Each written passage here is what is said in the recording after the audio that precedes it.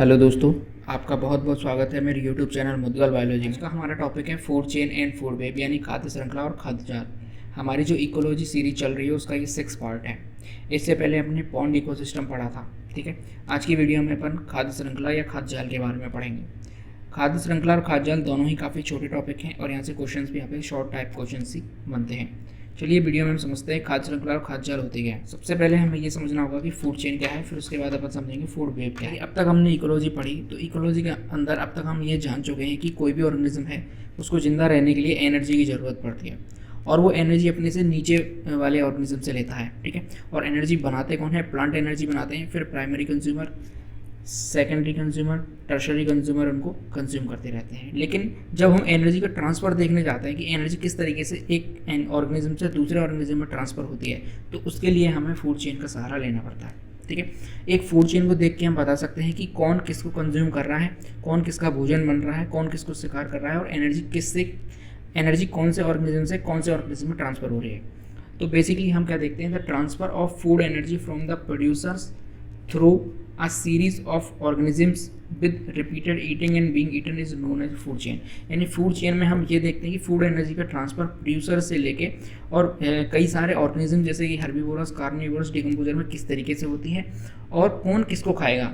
With repeated eating and being eaten यानी कौन किसको खाएगा, इस सबको देखने के लिए हमें फूड चेन की सहायता लेनी पड़ती है। जैसे कि ये आपको डायग्राम दिखाई दे रहा है, इसमें प्रोड्यूसर्स हैं, प्राइमरी कंज्यूमर है, सेकेंडरी कंज्यूमर है, टर्शरी कंज्यूमर है। तो ये भी एक तरीके के क्या है, फूड चेन ही यहाँ पर बन जाती है, क्योंकि हमें यहाँ पर पता लग रहा है कि एनर्जी का ट्रांसफर किधर से किधर हो रहा है। यानी प्रोड्यूसर ने सबसे पहले एनर्जी को बनाया सौर ऊर्जा का उपयोग करके, उसके बाद सबसे पहले प्राइमरी कंज्यूमर ने उसे कंज्यूम किया तो इससे कुछ एनर्जी मिली, और फिर सेकेंडरी कंज्यूमर ने कंज्यूम किया तो इससे कुछ एनर्जी मिली, फिर टर्शरी कंज्यूमर ने कंज्यूम किया तो इससे कुछ एनर्जी मिली।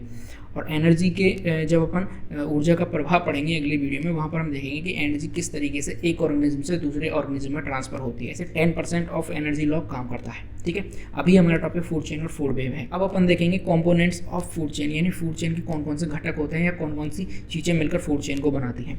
तो देखिए, फूड चेन में कई सारे ऑर्गेनिज्म होते हैं और कई ऑर्गेनिज्मों की मिलकर फिर उनके लेवल बनते हैं, जिसे अपन ट्रॉपिक लेवल कहते हैं या फिर पोस्ट स्तर कहते हैं। तो सबसे पहले होते हैं प्रोड्यूसर, जिन्हें अपन उत्पादक कहते हैं। तो ये पोस्ट स्तर प्रथम में आते हैं। ठीक है, जब अपन पारिस्थितिक पिरामिड्स देखेंगे तो पिरामिड्स के अंदर हम सभी ट्रॉपिक लेवल को एक एक करके बात करेंगे। ठीक है, दूसरे नंबर पर आते हैं कंज्यूमर्स और तीसरे नंबर पर आते हैं डिकम्पोजर। ये तीनों मिलकर ही किसी भी फूड चेन का निर्माण करते हैं। प्रोड्यूसर्स हमेशा अपना भोजन स्वयं बनाते हैं, ग्रीन प्लांट्स के अंदर आते हैं, ये एनर्जी का यूज़ करते हैं सन से लेके और खाना अपना बना लेते हैं। और प्रोड्यूसर हमेशा फूड चेन में सबसे नीचे रखे जाते हैं, यानी किसी भी फूड चेन की यदि स्टार्टिंग होगी तो सबसे पहले कौन रखा जाएगा? प्रोड्यूसर, फिर दूसरे नंबर पर आएंगे कंज्यूमर और फिर लास्ट में जाएंगे सबसे डिकम्पोजर। यानी स्टार्टिंग पॉइंट किसी भी फूड चेन का क्या होगा? प्रोड्यूसर यानी उत्पादक से होगा। दूसरे नंबर पर आते हैं कंज्यूमर। कंज्यूमर किसी भी एनिमल को मारते हैं फिर उसको खाते हैं और ये कभी भी अपना भोजन स्वयं नहीं बना पाते, इसीलिए ये फूड को स्टोर करके अपने अंदर रखते हैं। तीसरे नंबर पर आते हैं डिकम्पोजर। डिकम्पोजर हमेशा माइक्रो ऑर्गेनिज्म होते हैं, जैसे कि बैक्टीरिया, फंजाई, और ये किसी भी एनिमल को ब्रेक डाउन करने के काम आते हैं, जिससे कि वो लार्ज मॉलिक्यूल्स को स्मॉलर पार्ट्स में डिवाइड कर सकें। और दूसरी चीज़, जो न्यूट्रिएंट्स किसी भी ऑर्गेनिज्म ने लिए थे उनको वापस मिट्टी में मिला सकें, जिससे कि पुनः प्रोड्यूसर्स उनका उपयोग कर सकें। ये काम होता है डिकम्पोजर का। कंज्यूमर की जब बात आती है तो कंज्यूमर 3 प्रकार के होते हैं। देखिए, कंज्यूमर हमेशा 3 प्रकार के होते हैं। कैसे? सबसे पहले होते हैं हर्बीवोरस। हर्बीवोरस वो हैं जो सीधे ही प्लांट को ईट करते हैं, सीधे ही पादपों पर निर्भर करते हैं। ऐसे एनिमल्स हर्बीवोरस कहलाते हैं, शाकाहारी, जैसे कि ग्रासहोपर्स जिसे टिड्डा कहते हैं। उसके बाद रैबिट, गिलहरी, डियर, हिरन, ये सब क्या है? हर्बीवोरस हैं, यानी ये शाकाहारी हैं, सीधे ही प्लांट्स पर डिपेंड रहते हैं, ऐसे एनिमल्स। दूसरे नंबर पर आते हैं कार्निवोरस, जिन्हें अपन सेकेंडरी कंज्यूमर कहते हैं। हर्बीवोरस को प्राइमरी कंज्यूमर बोला जाता है और कार्निवोरस को सेकेंडरी कंज्यूमर बोला जाता है। ये ऐसे एनिमल हैं जो दूसरे एनिमल्स को खाते हैं, इसलिए इन्हें कार्निवोरस या फिर मांसाहारी जीव कहते हैं और सेकेंडरी कंज्यूमर ये कहलाते हैं। जैसे कि टाइगर, लॉयन, हॉक्स, चील जो होती है, उसके अलावा वॉल्व्स यानी भेड़िया, तो ये सब क्या है? मांसाहारी जंतु हैं। उसके बाद आते हैं ओमनिवोर्स यानी सर्वाहारी।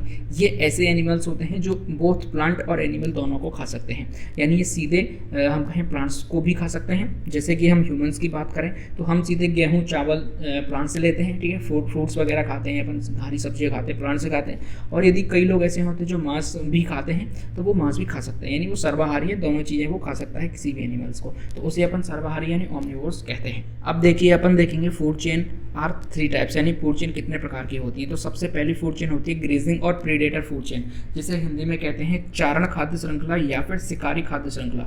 ऐसा क्यों कहा जाता है? क्योंकि इसके अंदर ऐसे एनिमल्स आते हैं जो पेड़ पौधों को या घास वगैरह को खाते हैं या चरते हैं, इसलिए इसे ग्रेजिंग। और प्रीडेटर इसलिए कहा जाता है क्योंकि यहाँ पर शिकार किया जाता है एक एनिमल का दूसरे एनिमल्स के द्वारा।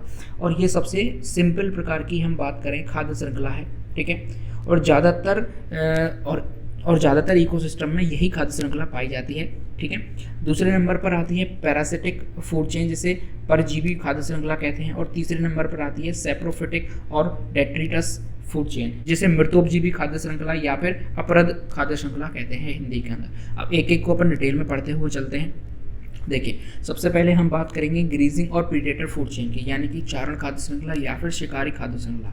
तो ये फूड चेन हमेशा प्रोड्यूसर से स्टार्ट होती है, ठीक है, और हर्बीवोरस से चलती हुई कार्निवोरस तक जाती है, जिसमें सेकेंडरी और टर्शियरी कंज्यूमर आ जाते हैं। ये हम कंज्यूमर में पढ़ चुके हैं, जैसे कि ऑटोट्रॉप आएंगे आपके, जिनमें प्लांट्स आ जाते हैं। उसके बाद हर्बीवोरस आएंगे, जिसके अंदर शाकाहारी जीव आएंगे। फिर प्राइमरी कार्निवोरस आएंगे, जो शाकाहारी को खाएंगे, ठीक है। फिर प्राइमरी कार्निवोरस को कौन खाएगा? सेकेंडरी कार्निवोरस खाएंगे, और सेकेंडरी को टर्शियरी खाएंगे, और टर्शियरी को लास्ट में कौन? डिकम्पोजर डिकम्पोज कर देंगे या फिर अपघटन उनका कर देंगे।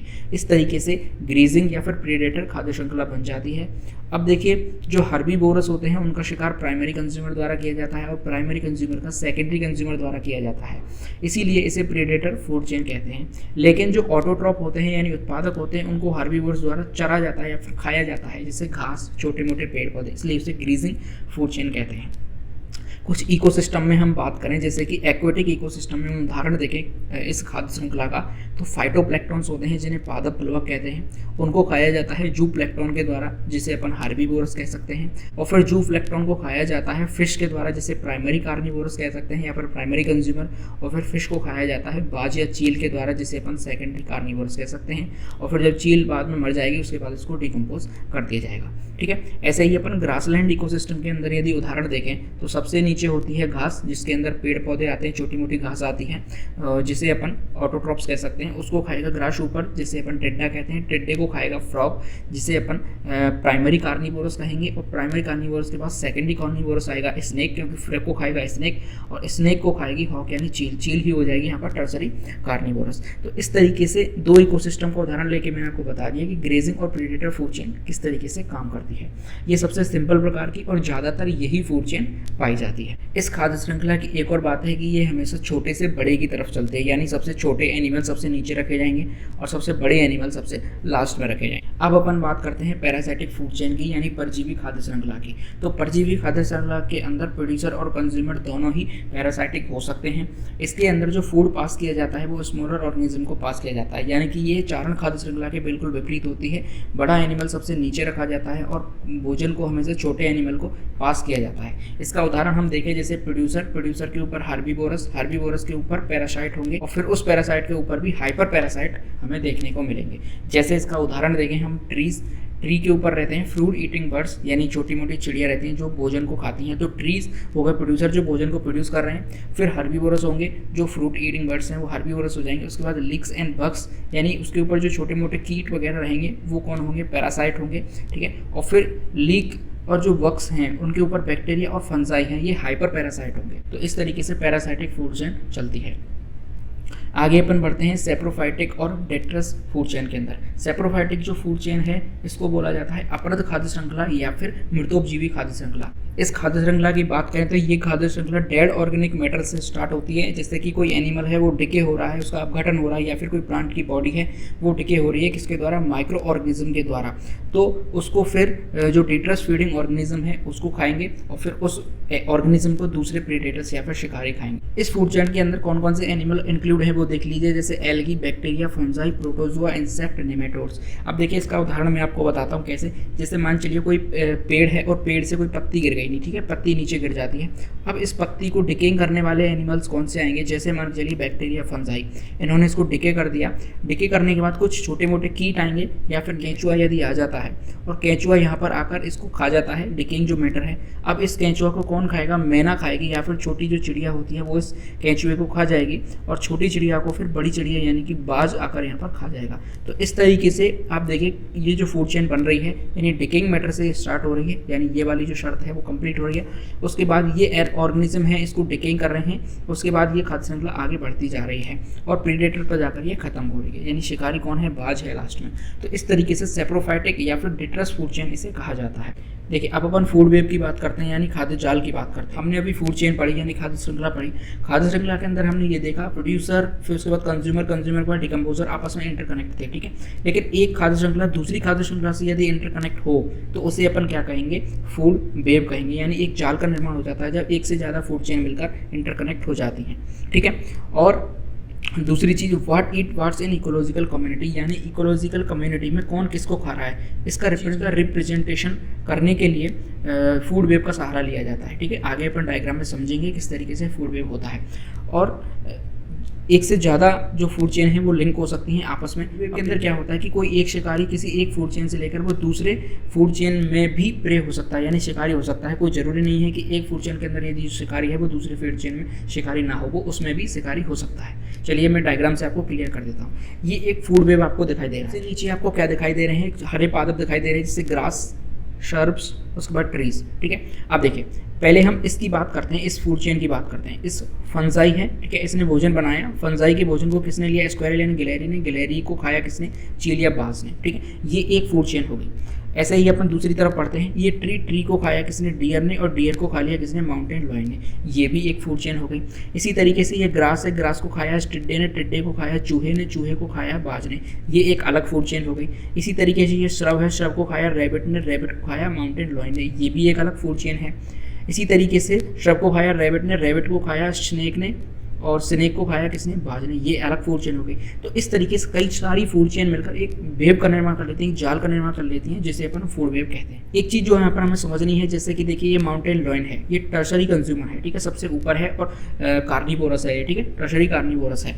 अब ये क्या कर रहा है, देखिए ये इस खाद्य श्रृंखला से भी जुड़ा हुआ है, जो हमने अभी देखी थी।